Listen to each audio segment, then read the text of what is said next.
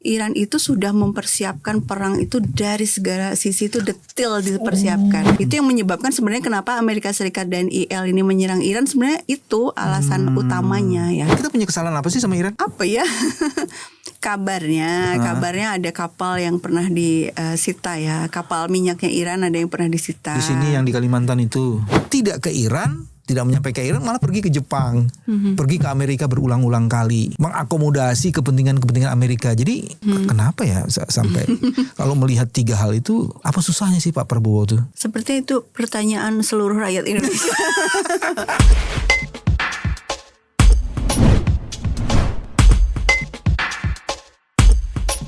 Bismillahirrahmanirrahim. Assalamualaikum warahmatullahi wabarakatuh. Teman-teman, jumpa lagi di channel ini, channel yang ingin terus-menerus menegakkan kewarasan. Salah satu kewarasan yang harus ditegakkan adalah membincangkan dengan sangat serius dan mendalam apa yang terjadi di Indonesia dalam kaitannya dengan perang Iran dan Amerika serta sekutunya IL, dan juga bagaimana dampaknya dengan Indonesia. Ini yang akan kita bincangkan bersama Mbak Dina Yulianti. Apa kabar Mbak? Assalamualaikum. Waalaikumsalam. Nama terkenal saya itu Dina Sulaiman, Pak Bambang.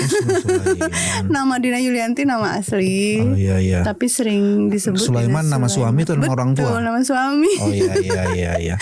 Namanya Dina Yulianti Sulaiman. Panggilannya Dina Sulaiman. Tapi yang penting adalah beliau adalah analis geopolitik dan dosen hubungan internasional Universitas Pajajaran. Yang lebih menarik lagi, 8 tahun di Iran dan pernah kuliah di Teheran University. Iya. Apa sih update terakhir Mbak Dina soal Iran? Iya, dari Iran itu serangan masih terus berlanjut. Terus tadi malam itu kalau Iran diserang atau Iran menyerang? Dua pihak ya. Amerika Serikat masih terus menyerang Iran bersama IL. Ya kita nggak boleh sebut nama, kita sebut IL saja. Dan sebaliknya Iran juga memberikan balasan yang menurut Fox News yang kemarin itu ini serangan paling hebat yang diterima oleh. Jadi betul-betul masif karena ternyata memang sepertinya interseptornya udah nggak ada lagi, sehingga serangan yang dari Iran itu masuk semua. Dan saya pikir ini pukulan besar ya buat ketika sudah tidak ada lagi yang bisa melindungi. Iron Dome-nya ternyata sudah rontok dan juga lapisan-lapisan pertahanannya. Jadi yang namanya pangkalan militer Amerika Serikat di Teluk di Timur Tengah itu sebenarnya dibangun untuk melindungi. Jadi lapisan lapisan pertahanan supaya tidak ada senjata atau rudal yang bisa menembus. Tapi itu semua sudah dilumpuhkan oleh Iran dan itu diakui sendiri oleh New York Times ya. 13 pangkalan militer Amerika Serikat di kawasan sudah tidak bisa berfungsi. Artinya rudal dari Iran menuju sudah gak ada hambatan lagi. Apakah itu yang menyebabkan Amerika sekarang ingin mengorbankan anak-anak mudanya, tentaranya, dan mengirim pasukan untuk menyerbu satu pulau ya yang ada di Selat Hormuz itu? Kalau saya pikir ini lebih ke perang cyber ya, perang propaganda. Karena dari berbagai sisi itu mengirim pasukan darat dan yang dituju adalah pulau yang kecil itu. Jadi yang gak ada tempat berlindung. Itu kan pulau datar aja. Terus mengirim ribuan tentara ke sana. Kan sama seperti masuk ke jebakan ya. Killing field ya. Iya, jadi betul-betul nggak masuk akal seandainya Trump betul-betul melaksanakan ancaman ini. Cuma masalahnya Trump kan memang kadang-kadang memang nggak masuk akal juga ya keputusan-keputusannya. Kalau pakai bahasa kami bukan nggak masuk akal, tidak waras atau terganggu kewarasannya. Iya, karena untuk apa untuk apa kalau memang mau menyerang Iran dari darat, tapi datangnya ke Khar gitu loh. Itu pulau kecil dan juga bukan ladang minyaknya Iran juga, itu hanya untuk transit saja kan. Transit setelah diproduksi transit ke situ baru kemudian lewat Selat Hormuz ke pasar internasional. Ya itulah saya pikir kalau betul-betul dilaksanakan. Aja berarti ya. Iya, kalau betul-betul dilaksanakan ya kasihan juga memang betul tentara Amerika Serikat berarti kan dikorbankan. Dikorbankan untuk kepentingan. Nah, yang paling menarik itu kan ada 3, Mbak.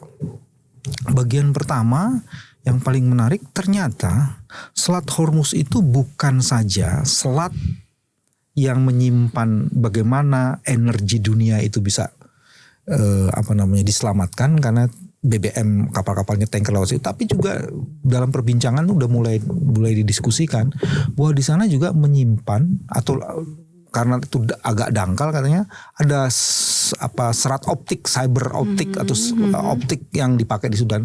Itu sebenarnya menyangkut hampir sebagian besar teknologi korporasi di Amerika yang canggih-canggih yang memberikan fasilitas kepada negara-negara teruk dan bahkan mereka menyimpan datanya di situ katanya. Itu gimana informasi mengenai?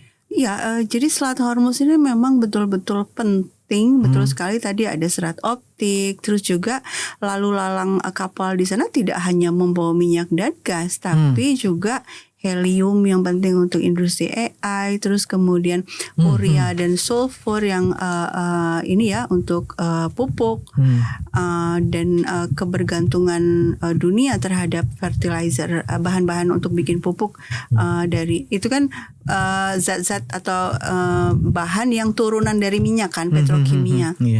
Dunia tuh bergantung pupuk dari bahan-bahan ini. Artinya keamanan pangan atau food security seluruh dunia juga terancam ya dengan hambatan di Selat Hormuz. Sebenarnya kan Selat Hormuz itu tidak ditutup oleh Iran.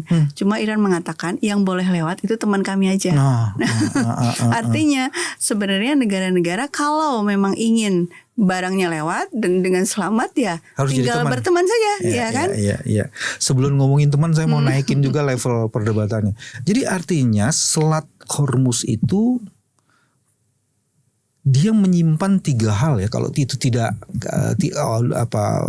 dunia tidak bisa lewat dari situ, maka kemudian itu bisa jadi kiamat. Pertama kan kiamat digital ya pasti ya. Iya, betul. Ya karena cyber optik kalau dipotong bukan hanya di Teluk Arab situ, tapi juga itu kaitannya dengan India ke Eropa. Dia itu bisa kaitannya ke situ. Dan lebih-lebih lagi hampir sebagian korporasi itu kan punyanya Amerika ya. Katanya ada 17 korporasi sekarang yang diincar akan diserbu oleh Iran. Satu gitu ya. Terus kedua itu bisa mengganggu yang disebut dengan ketahanan pangan. Selain itu dari ketahanan energi. Nah, kalau 3 in 1 itu terjadi, sebenarnya kiamat terjadi tuh. Iya, makanya banyak yang meramalkan seandainya ini terus-menerus berlangsung ya situasi konflik ini, ya memang dunia akan mengalami resesi ekonomi yang parah. Amerika Serikat pun misalnya kan Trump itu kan sesumbarnya gini, kita nggak butuh-butuh amat tuh Selat Hormuz, kita punya minyak sendiri gitu. Tapi kan kalau kita lihat ekonominya Amerika itu kan bergantung pada surat utang ya, obligasi. Pembelinya siapa? Pembelinya adalah negara-negara Teluk, Eropa, yang mereka semuanya juga bergantung sama Selat Hormuz. Artinya kalau ekonomi negara-negara ini terganggu, tentu uangnya Amerika juga terganggu juga. Dan sekarang juga negara-negara Teluk sudah mau jual-jual asetnya kan, karena butuh uang kan, karena situasi yang sulit sekarang ini. Artinya baru 5 minggu saja itu sudah kelimpungan ya ini negara-negara yang bergantung pada Selat Hormuz ini. Oke.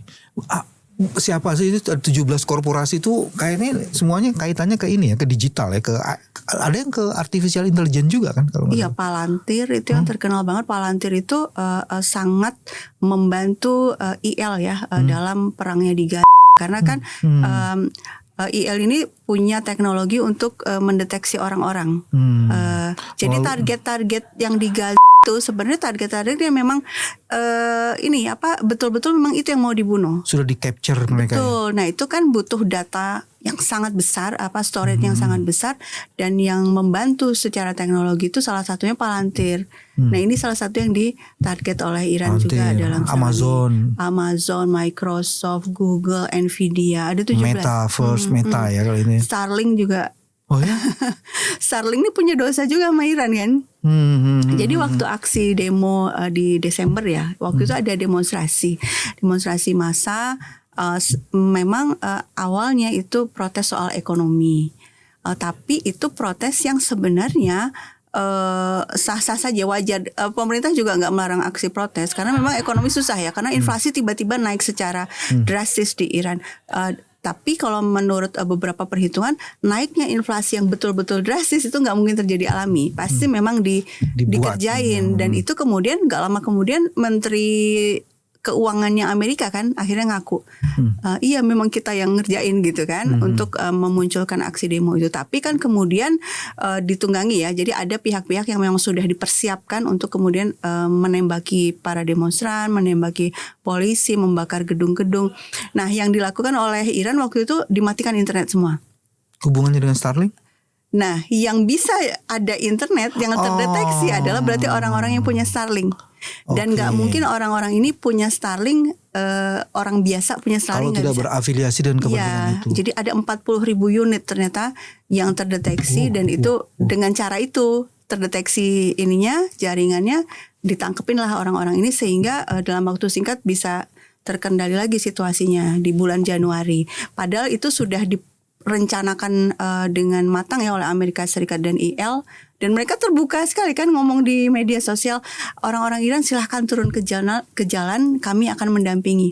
Itu akun resminya IL tuh nulis di kesombongan Twitter. dan keangkuhannya seperti itu ya. Tapi kan ternyata ini ya, Iran tuh ada kecerdikan tersendiri juga ya. Dia matikan internet dan kelihatan ternyata Starlink yang masih jalan, Starlink yang ya sekarang Starlink yang diserang juga oleh Iran dalam perang ini. Nah, bicara soal kecerdikannya, ada kecerdikan lagi dari Iran tuh, yang saya lihat dengan strategi diplomasinya. Dia ternyata mengobarkan nasionalismenya itu melalui film AI dan segala macam ya. Satu, terus kemudian mengabarkan kepada dunia mengenai kebengisan Trump juga dengan cara kayak gitu kan, dengan filmnya. Dan orang baru sadar ternyata Iran itu memang punya produsen film yang bagus-bagus tuh katanya. Itu gimana sih ceritanya? Ya kalau di Iran itu memang industri filmnya tuh didukung luar biasa oleh pemerintah gitu ya. Dan kalau di Iran kan nggak ada film Hollywood nggak masuk. Jadi memang industri Bollywood industri filmnya itu mereka bikin film dengan sangat bagus, penontonnya juga banyak. Jadi kita ke bioskop itu memang bioskop kayak di Indonesia, betul-betul nonton ke bioskop duduk, dan tapi yang ditonton film-film Iran dan luar biasa bagus-bagus filmnya, dapat penghargaan di berbagai festival juga. Nah, kalau terkait sama perang ini, saya justru melihat memang Iran itu sudah mempersiapkan perang itu dari segala sisi, itu detail dipersiapkan. Bukan cuma senjata, kita tahu senjata udah banyak dibahas ya, betapa drone dan rudalnya Iran itu luar biasa ya, canggih, dan Iron Dome sama Patriot tatnya Amerika kelabakar gitu ya. Nah, tapi ternyata juga sampai ke cyber pun sudah dipersiapkan. Kan nggak mungkin dadakan, coba ini kita perang, ayo siapkan film, nggak mungkin. Berarti sudah disiapkan jauh-jauh hari gitu kan. Kemudian juga bahkan untuk untuk misalnya siapa yang jadi juru bicara perang itu kan, yang nggak mungkin tuh detik-detik terakhir kamu aja jadi juru bicara. Pasti udah disiapkan jauh-jauh hari, dilatih untuk, dan bisa 4 bahasa kan, bisa bahasa Inggris, Ibrani, bahasa Arab, dan Persia tentu saja. Jadi dia bisa menyampaikan posisi Iran kepada dunia dengan cara yang bagus. Kalau begitu sebenarnya, kalau mengungkap lagi pernyataan perang dari Amerika ketika menyerbu Iran, tujuannya kan mengganti rezim. Tapi hari ini rezimnya di Iran masih tetap yang sama. Tapi Iran kecolongan kan, presidennya terbunuh, dan yang diduga melakukan itu adalah orang justru kepercayaannya presiden kan, yang akhirnya melarikan diri itu. Siapa tuh Mbak? Betul nggak sih gitu isi ceritanya? Kalau saya melihatnya tuh berbeda ya dari sisi ini. Gimana tuh?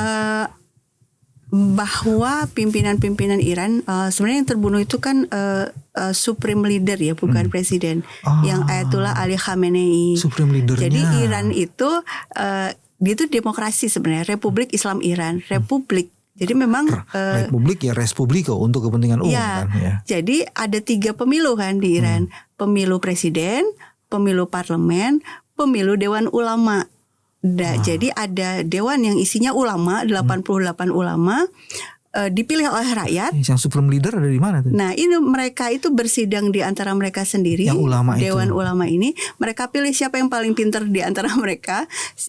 Ada 3 syaratnya, paling tinggi keilmuannya. Makanya Ayatullah kan yang terpilih. Ayatullah tuh kayak udah profesor lah gitu. Kemudian dari sisi integritasnya, rekam jejaknya selama ini tidak terbukti pernah ada kesalahan. Kemudian yang ketiga, managerial skill, bisa memanage. Nah, yang supreme leader ini yang terbunuh di hari pertama. Tapi kan kalau kita lihat terbunuhnya di rumahnya sendiri loh. Nggak perlu ada Mossad untuk bisa mendeteksi dia di mana. Dan semua orang Iran tahu rumahnya di mana. Rumahnya tuh di sebuah gang di Teheran. Di tengah-tengah masyarakat. Tapi yang menarik, kenapa dia yang mesti dibunuh bukan kepala pemerintahannya?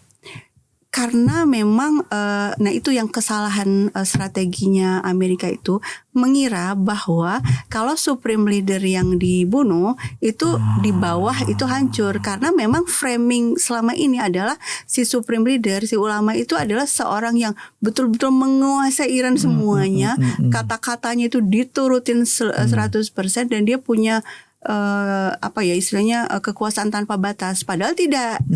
Semua posisi itu ada batasan-batasannya, ada diatur di undang-undang. Berarti kali ini pemerintah Trump tuh agak bodoh ya untuk memahami konstelasi kekuasaan di situ, yang diserang yang beda katanya. Ya, dan itu kan diakui oleh siapa ini, menlunya Iran yang Abbas Araghchi itu. Dia bilang Anda tuh salah karena mengira dengan yang di atas dibunuh, di bawah hancur. Kami itu punya strategi pertahanan yang disebut doktrin pertahanan mozaik. Artinya kayak puzzle gitu. Ada 31 provinsi di Iran. Masing-masing tuh punya komando militer sendiri-sendiri, dengan drone dan rudalnya sendiri-sendiri, dengan pengambilan keputusan yang hampir otonom. Jadi Teheran, kalaupun Teheran jatuh, yang lain masih bergerak gitu. Jadi kayak Hydra ya kalau di mitologi Yunani, satu dipotong, yang lain masih muncul lagi gitu kan. Bukan seperti memotong kepala ular. Kalau ular kan satu aja kepalanya, mati gitu kan. Tapi doktrin pertahanan Iran ternyata sudah dibangun seperti itu. Plus juga yang lainnya, listrik, air. Jadi kalau power plant satu di Teheran kan memang betul di bom juga oleh. Yang lain masih jalan karena power plantnya ada disebar. Desalinasi airnya, produsen airnya itu juga disebar, sehingga ketahanannya cuma bukan hanya ketahanan senjata, tapi ketahanan listrik, ketahanan air, pangan itu sudah dipersiapkan sedemikian. Saya bilang itu ketahanan sumber daya yang paripurna ya, sumber daya sosialnya, sumber daya pangannya, sumber daya electricity-nya, power supply. Itu udah dihitung betul sama Iran ya, dipersiapkan dengan luar biasa. Iya, karena kalau saya lihat seperti ini, karena memang sejak awal berdirinya Republik Islam Iran di 1979, lalu kan mereka referendum ya, referendum setuju nggak bikin Republik Islam. Akhirnya setuju, hasil referendumnya tuh 98,2% setuju. Lalu dibikin badan untuk membentuk undang-undang baru kan. Itu hasil undang-undangnya direferendumkan lagi, rakyat disuruh baca, setuju nggak referendum lagi. 2 kali dia ya. Nah, di dalam undang-undang itu sudah ada kata-kata yang jelas eksplisit, kita tuh melawan imperialisme dan kita melawan para opresor, istilahnya mustakbirin, orang-orang yang arogan, demi membela orang-orang yang mustadafin, yang ditindas. Artinya sejak awal memang dibangun visi besar, kita harus melawan para penindas dunia ini. Dan makanya terwujud dari sisi kebijakan luar negeri itu betul-betul membela Palestina itu dari sisi itu kan, persenjataan kan. Itu yang menyebabkan sebenarnya kenapa Amerika Serikat dan IL ini menyerang Iran, sebenarnya itu alasan utamanya ya. Jadi dia tuh bukan hanya membangun ketahanan, tapi ketahanan itu dibangun atas dasar ideologi yang betul-betul ingin melawan penindasan sih sebenarnya. Iya. Keren banget. Makanya dulu Bosnia itu kan, dulu Bosnia ada perang ya lawan Serbia. Itu yang ngirim senjata kan juga Iran. Karena biasanya waktu itu berburu di embargo kan, dia untuk membela diri nggak ada yang bisa ngirim senjata. Iran yang mengapalkan, karena tadi itu doktrinnya kita harus membantu orang-orang yang tertindas itu. Baik. Udah ngomongin soal Iran, ngomongin Teluk, sekarang ngomongin Indonesia.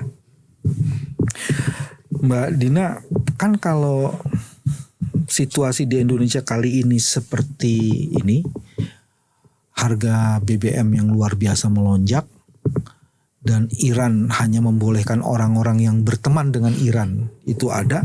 Artinya kalau mau dibikin simpel, Indonesia harusnya berteman dengan Iran kan? Atau paling tidak, Iran gue temen lo nih.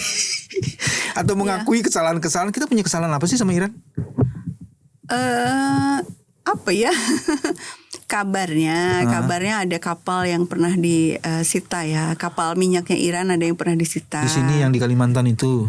Ya kan banyak diberitakan juga ya itu ya. Cuma sebenarnya ya artinya situasi ini bisa diselesaikan lah gitu ya. Iran itu sebenarnya bukan negara yang rumit ya. Apalagi punya kedekatan emosional kan dengan kita. Persahabatannya itu panjang. Ayatullah Ali Khamenei yang dibunuh di 28 Februari itu dengan terbuka menyatakan saya terinspirasi dengan tulisan-tulisannya Bung Karno, dia bilang gitu.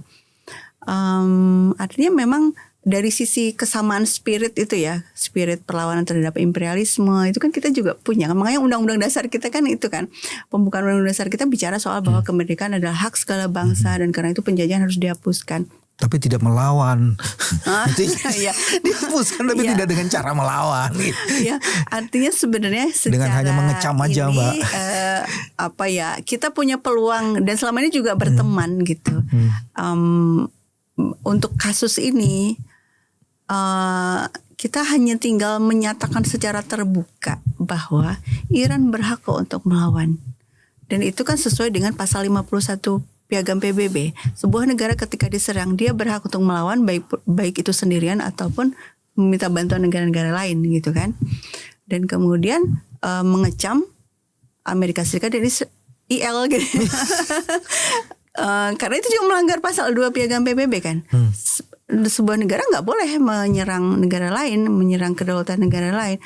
Sebatas itu saja, itu sudah cukup gitu untuk membuktikan kita berteman loh sama Iran. Kita membantu Iran dalam perjuangannya. Nggak perlu ngasih uang, nggak perlu ngasih senjata apa. Iran juga nggak minta itu kan. Ada 3 soal tuh yang muncul dari situ, Mbak. Bagian yang pertama adalah kenapa masalah sesimpel itu tidak diambil sebagai sebuah kebijakan oleh pemerintah Indonesia, ya kan? Mengakui gua pro, terus itu Amerika itu melanggar pasal 51 dan pasal 2 gitu kan. Satu, terus kedua, duta besar Iran muternya tuh ke Pak JK sama Pak Jokowi gitu. Apa itu hurufnya D-nya dua-duanya J? Tidak ke Pak Prabowo. Bagi saya tuh agak aneh. Terus ketiga, Indonesia juga ya tinggal ketemu ini nggak bisa. Terus kemudian perginya itu selama ini tidak ke Iran, tidak menyampai ke Iran, malah pergi ke Jepang, pergi ke Amerika berulang-ulang kali, mengakomodasi kepentingan Amerika. Jadi kenapa ya sampai kalau melihat 3 hal itu, apa susahnya sih Pak Prabowo tuh? Sepertinya itu pertanyaan seluruh rakyat Indonesia. Yang perlu dijelaskan oleh peneliti geopolitik internasional Timur Tengah ini. Pada akhirnya yang namanya kebijakan luar negeri itu lahir secara teori ya. Itu ada black box ya. Artinya ada yang kita hanya mengira-ngira, tapi yang tahu ada yang di dalam kan gitu ya. Nah kalau mengira-ngira ya kemungkinan ada tekanan misalnya gitu kan, atau ada kepentingan, kita punya kepentingan apa nih dengan Amerika sehingga kita merasa perlu menjaga hubungan baik dengan Amerika. Nah itu kan perlu dicek juga ya. Tapi ya nggak jauh-jauh dari situ ya, tekanan atau kepentingan. Tekanan atau kepentingan. Kalau kepentingannya, masa sih kita menduga Pak Prabowo karena ingin ketemu dengan anaknya Pak Donald? Kan nggak juga gitu kan? Atau karena Indonesia khawatir dengan tekanan. Tekanannya tuh kita udah kena 3 punch, Mbak. Punch yang pertama kita ditarif, dihabisin banget. Setelah itu di perjanjian ART, waduh loss banget. Jadi kalau sampai ngelawan Amerika lagi itu bisa kena tonjok lagi gitu. Terus yang kedua, kita pernah diturunkan ratingnya itu oleh organisasi yang sebenarnya markasnya ada di Amerika, diturunkan ratingnya sebagai negara yang sebenarnya kemampuan membayar hutangnya itu jadi semakin rendah.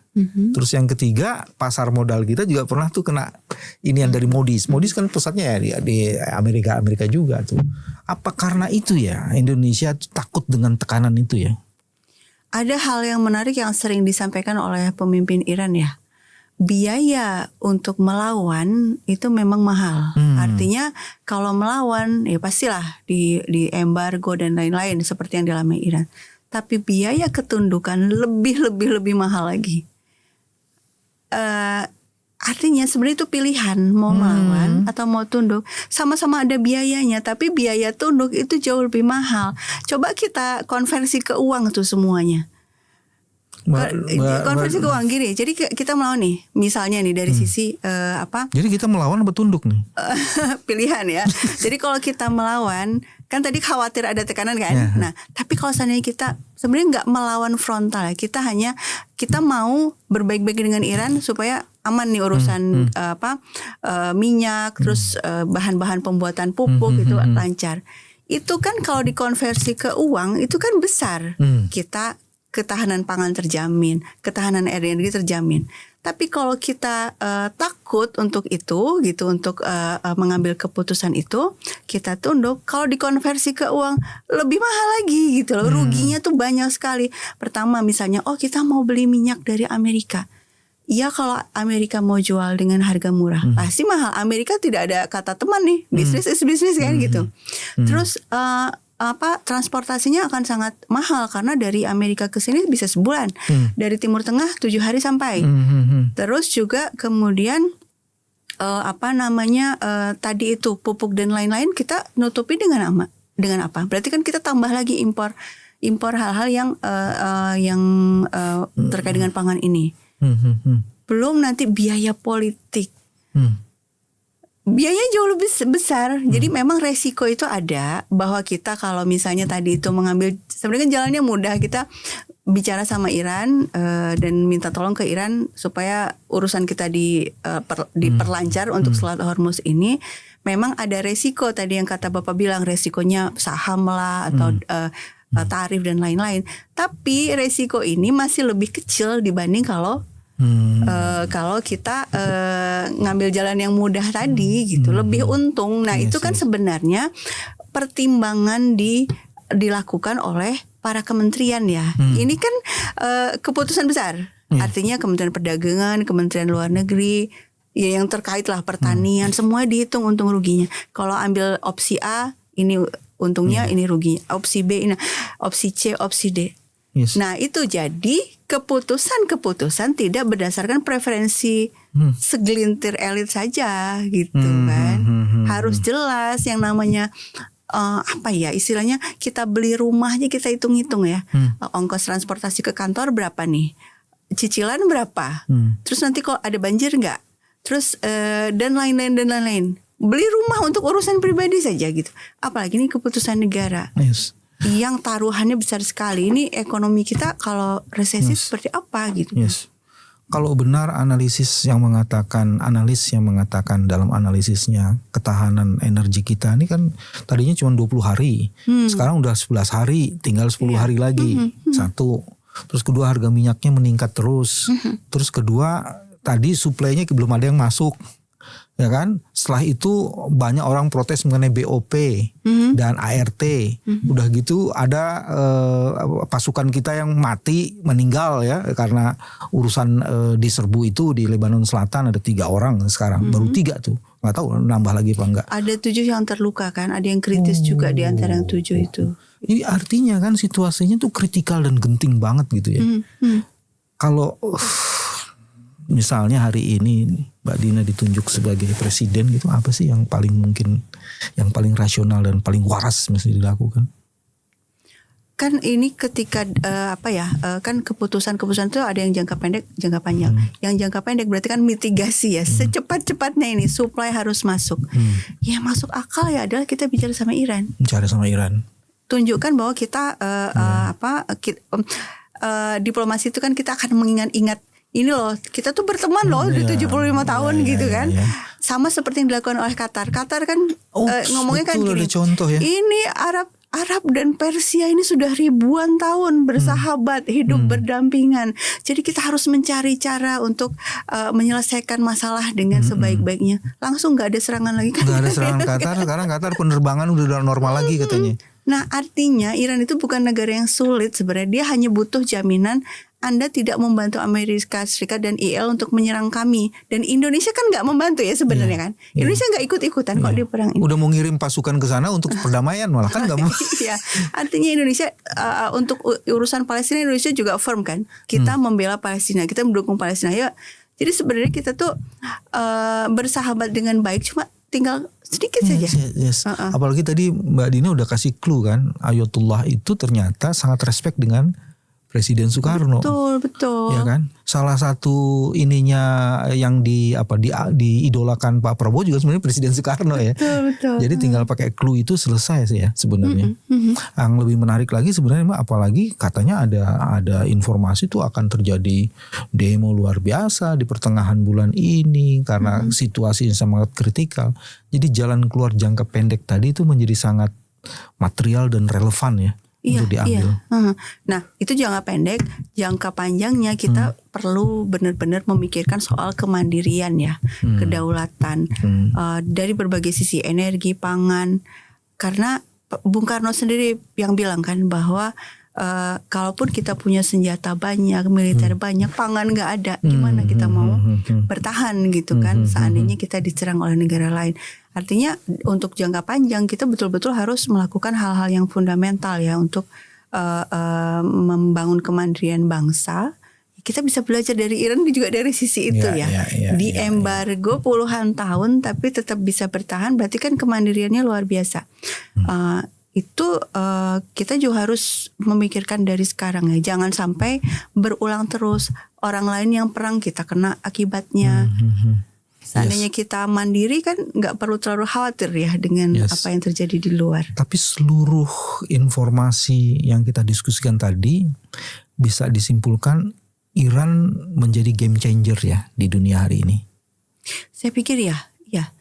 Skenarionya ini kalau yang saya hasil membaca juga dan saya pikirkan seperti apa. Skenarionya adalah Amerika Serikat keluar dari kawasan. Itu yang paling masuk akal buat Amerika Serikat saat ini. Dan dalam sejarah perang-perang Amerika bukan hal aneh kalau Amerika akhirnya keluar dari kawasan. Meskipun nggak ngomong kalah gitu, kita menyerah itu nggak ada pernyataan seperti itu. Tapi keluar dari Vietnam, dan kemudian dari Afghanistan, keluar dari Irak 2011 kan, dari 2003 menduduki sampai 2011 akhirnya keluar. Tapi masuk lagi dengan alasan mau bantu soal kan gitu. Sekarang akhirnya keluar lagi kan. Irak sudah karena orang-orang Irak sudah melakukan serangan ke pangkalan-pangkalan militer Amerika Serikat.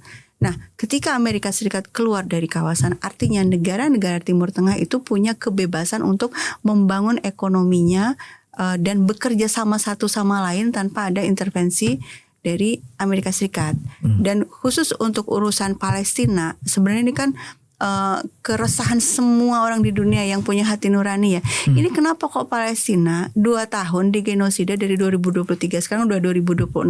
Berarti udah 3 tahun kan. Kenapa kok nggak ada yang bisa melawan gitu kan? Nggak ada yang bisa menghentikan kejahatannya IL ini. Nah, ketika pelindungnya IL sudah nggak ada, berarti kan silahkan orang Palestina berjuang sendiri. Orang Palestina berjuang kan.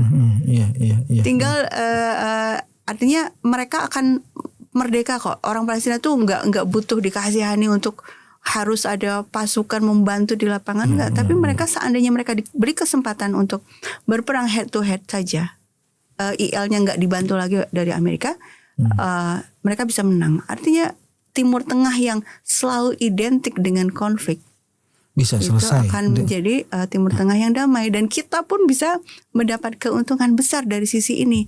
Iran itu sudah mau jual produk-produknya dengan harga murah, udah banting harga minyaknya, itu udah banting harga, aspal udah banting harga. Tapi kita kalau beli dari Iran, kita ada hambatan dari sisi undang-undang terorismenya Amerika.